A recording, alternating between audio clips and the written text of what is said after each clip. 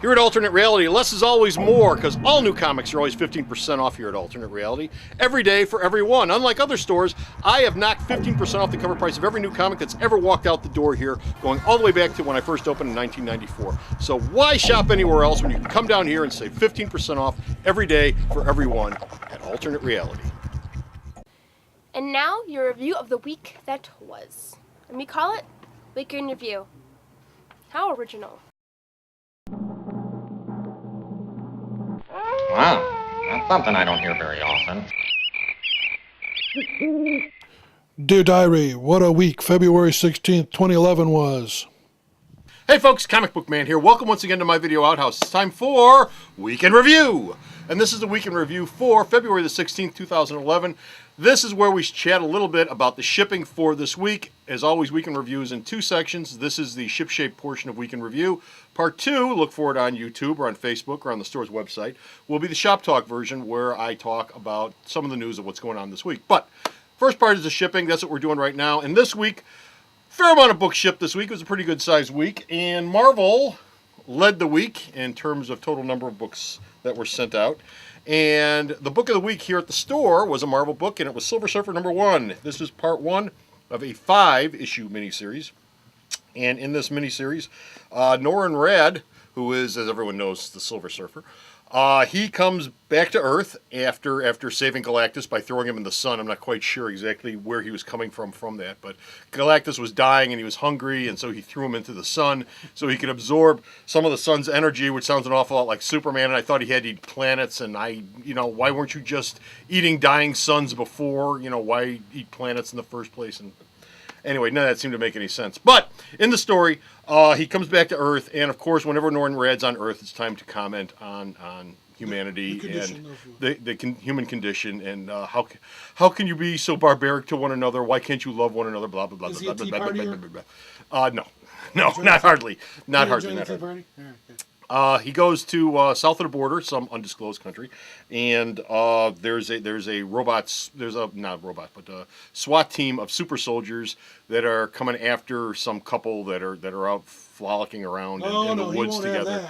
And for some reason, I forget the reason why I read it, but it's a couple of days ago. I forget the reason why, but they start shooting them up, and Silver Surfer stops them. Then who shows up but the High Evolutionary of all people? High Evolutionary shows up, and he grabs a hold of Norrin, and he does some things to him that have never been done before. For some reason, he evolves him to a point where he's no longer the Silver Surfer. At the end of the story, he's just plain old Norrin Radd with a nickel skateboarder with a couple of bullet holes in him, which isn't good. Are they silver bullets? No, they're not. They're lead ones. But anyway, this came out this week, and it was the book of the week here at the store. If you came by this week, this was $1.79 all week long here at Alternate Reality. Also this week, we had Hawkeye Bloodsport #1. Bloodsport? What? Blind Spot. Blind Spot. Thank you. Hawkeye Blind Spot #1. I'm reading it upside down. This is part 1 of a 4-issue miniseries. Dan, are we reviewing this? Yeah. Okay, Dan's gonna be reviewing this, so I'm not gonna get too deep into it.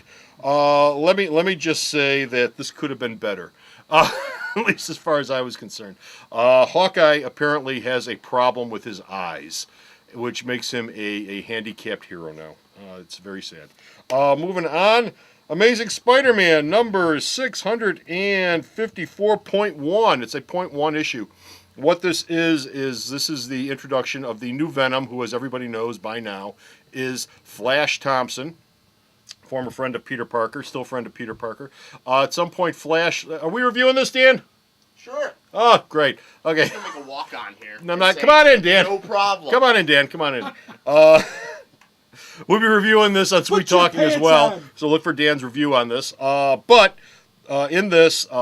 he gets the symbiote. Somehow the U.S. government, CIA, I assume, a black ops corner of the U.S. government, gets a hold of the symbiote, and they decide to start using the symbiote in black operations and covert operations. And Flash Thompson is the lucky sucker who gets picked to meld with the symbiote. Of course, for those of you who are familiar with Flash's history in Spider-Man, he has no legs. He's a legless wonder now because he lost his legs when he was sent overseas to, I assume, Afghanistan. Although if this is a permanent thing, skip down the road 10 years and see which war he gets plugged into next. I thought he lost his legs in Ireland.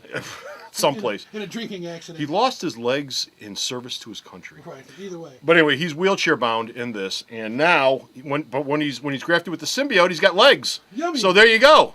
There you go. He can go out and he can run around and be a psycho mofo and kill everything that moves, which He likes legs. is quite a step up for the handicapped. But anyway, that came out this ZZ week. Top. He's got legs. Hulk number 30. Why do we have a green and a red Hulk? Why does a green and a red Hulk exist? 2 words. Impossible Man. Marvel's version of Mr. Mxyzptlk. This is essentially a Mr. Mxyzptlk story for all you DC fans out there. Impossible Man shows up, melds the two of them together into one super Hulk. And boy, it's tons of fun. Marvel Girl number 1 shipped this week. This is one of many one-shots that Marvel is doing this year for the X-Men, because X-Men Origins movie is coming out, and I assume there's a trade paperback in the future, which will have all the characters that these one-shots are being made up of, slapped into a trade that will be out at the time of the movie, so Marvel can try to make some green off of that.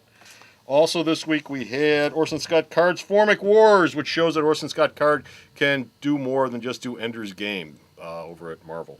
So this first part of this adaptation. And finally we had Venom Possessed by Deadpool, What If? This is a reprint book. I think I didn't order a lot of these because it's a reprint book. The material in here is from 2 other sources that have already been published.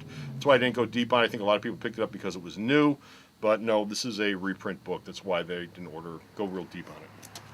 Over on the DC side, yes, DC shipped this week. We had Superman Batman number 81, first part of a new story arc where the world goes wonky with magic. You've got Superman and Batman on a magic infested, and not in a nice way, parallel future Earth. They come back to present day Metropolis, and they have to get Superman and Batman to try to save their world. And Superman's vulnerable to magic. And of course, Superman is vulnerable to magic, which means he doesn't last long. The one from the future, he doesn't last long in this story. I mean, he's dead in the first 3 pages. Whoops. That's not a big spoiler. He's dead in the first 3 pages. But our Superman and Batman go to this parallel future where magic is taken over, and it's not nice magic; it's dark, evil magic. And Batman is like one of the Justice League mages there or something. I don't know. Yeah. But it's every bit of the Batman that you would have expected. Anyway, this is the first part of the storyline. Also this week, Supergirl, number 61. This is the second part of the storyline that Nick Spencer started last issue at number 60. He's sticking around for 1 issue. He's gone with this one. He did not write this, although his co-writer picks up from where he left off. And in this, Supergirl and Robin team up, and the bad guy in this thing, who they're doing just tons of allusions to Lex Luthor to, and who's probably not, because they are doing such heavy-handed allusions to the Luthor family that it just can't be. But a little red-haired skinny kid named Alex talking to his dad on the computer all the time about how we're going to destroy the elf family. It's like, yeah, okay, this isn't Luthor. But anyway, they fight a bunch of villains who are not the villains they think they are.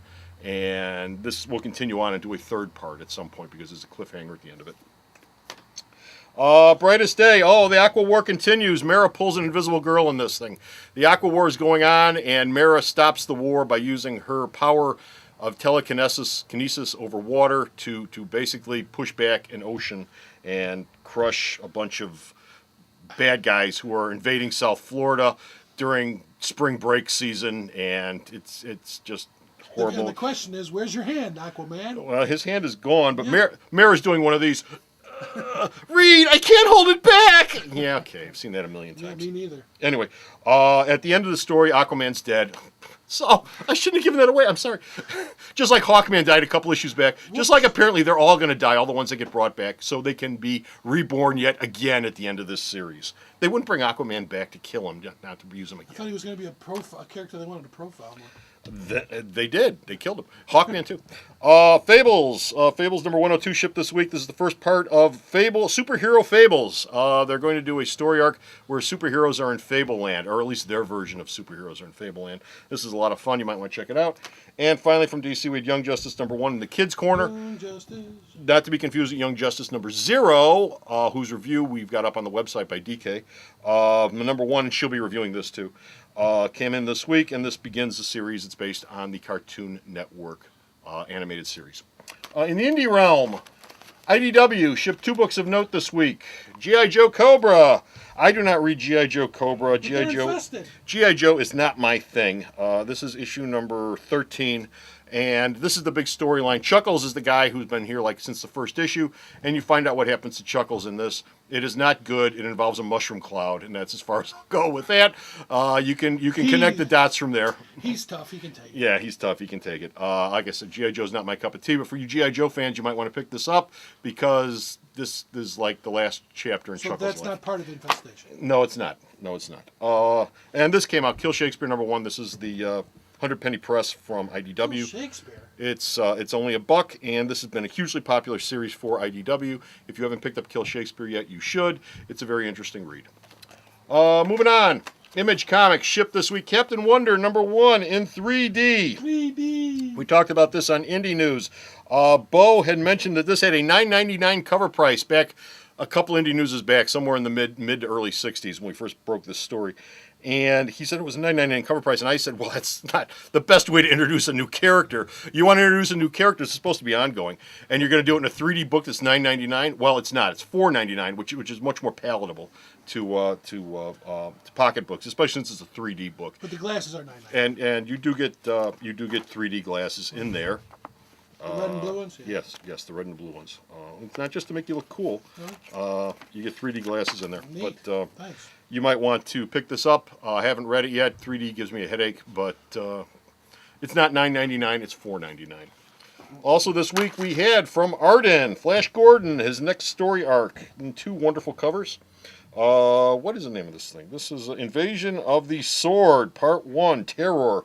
Haven't read this yet. I'm not going to talk about something I haven't read, but this is, if you like Arden's previous stuff on Flash Gordon, this is probably more of the same. And this has gotten pretty decent reviews from folks, so this is probably A-okay. It's a different artist, but a similar style. Okay. Blue Water. Oh, here we go. Ears up there, Danny! I'm not listening. Blue Water this week shipped a bunch of just absolutely wonderful biography books. First leading the pack is the Bill O'Reilly's life story. I tried to start reading this. This is almost unreadable, folks. It really is. It's almost unreadable. And it's not because of Bill O'Reilly, because God knows I love Bill O'Reilly and watch him every night. They hired chimpanzees to draw these books. Anyway, You make love to Bill O'Reilly every night. I watch him every night. I can't get enough of the O'Reilly factor. You're an idiot! Shut up! No clean sheets. Anyway, I tried reading this. I couldn't get past the 4th page. I really couldn't. I skimmed through the rest. Apparently, O'Reilly was beat up when he was a kid, and then he was a bully and beat up other kids. Deserved it. And at the end of the story, at the end of this, as with most IDW stories, most IDW biographies, O'Reilly's got his little Oh, please don't show this to me. soliloquy at the end, which is his statement of being, which is his justification for his life, which is fine. But he talks about how nobody's gonna like me when I die, and I don't care because I'm out there protecting the little guy, and I'm standing up for the little guy's making rights. millions. And so if I'm a dick, I'm a dick, and it's like. This couldn't be more clumsily written. It really couldn't. Also, if you missed Sarah Palin the first time around, you can still get in on the bandwagon, If kids. only you had a fireplace. Sarah Palin, the sequel came out this week. That's Obama. That's Hillary Clinton. We're still trying to figure out who this guy is here. I'm sure he's No somebody. idea what that's supposed to be. Maybe that's her husband, but I think he's got a mustache, so they Yeah, can't but be. wouldn't he be right out front? Yeah, he's got. I don't know, but this, get on the Sarah Palin bandwagon. Yeah, sure. Also from IDW, hey, Danica Patrick. Danica Patrick. She's hot. Sorta. Kinda, She drives sometimes, race when cars. the light is right. If you ever want to know everything there was to know about Danica, pick this up. I'm sure you will learn absolutely nothing about her from this. And finally, we had Mark Zuckerberg's biography. He was the creator of Facebook, and unlike the rest of these, which are $3.99, you're going to shell out $6.99 for Mark Zuckerberg's biography. Zuckerberg's. Zuckerbergs for Supperbergs. I don't know why, but you're paying $2 more, $3 more for this Oh, guy. I don't think so, comic book man. Last thing we want to do, I want to start something new here on Shipshape Week in We Review. want to make some more mess. Cover of the week. Cool, cover of the week. Cover of the week, comic book man. I'm going to pick a cover of the week every week, and that'll be a cover, and there'll be various criteria for picking them. Either I like the cover, either because it's got, I think it has some artistic merit to it, or because I think it encapsulates the essence of what the character is, or because I like the composition or the dynamism of it, or it'll be just because it is incredibly stupid. And this week, the first one, the inaugural one, is just incredibly stupid. This is Night of the Living Dead. This is the what is this? Gore cover, as if you couldn't tell. What? The gore cover? At Avatar, whenever they do books like this, they usually release 4 covers: wraparound cover, a regular cover, a gore cover, and sometimes an adult cover. Not so much anymore. They used to do that all the time. But a gore cover or a black and white variant of the regular cover. This is the gore cover for this. And I just like the kinetic energy behind this. That, and it's just stupid. You've got a zombie eating smoky links, looks like down here, and it's getting the back of its head taken off with a crowbar being wielded by a hot blonde with apparently nipples. So, what more can you ask for out of life? There you go. Cover of the week. And that's it. We're done. We're finished. We're out of here. Look for the cover of the week every week. Stop off, though, at the store's website and check out all the other weekend reviews and part 2 of this weekend review. And where's the store's website at? Sarah? www.myalternatereality.com. Can I get back to my numbers now? So check out all of the weekend reviews. Be sure to check out part 2 of this one with Shop Talk. Until next time, this is Comic Book Man saying, I'm going to do Shop Talk!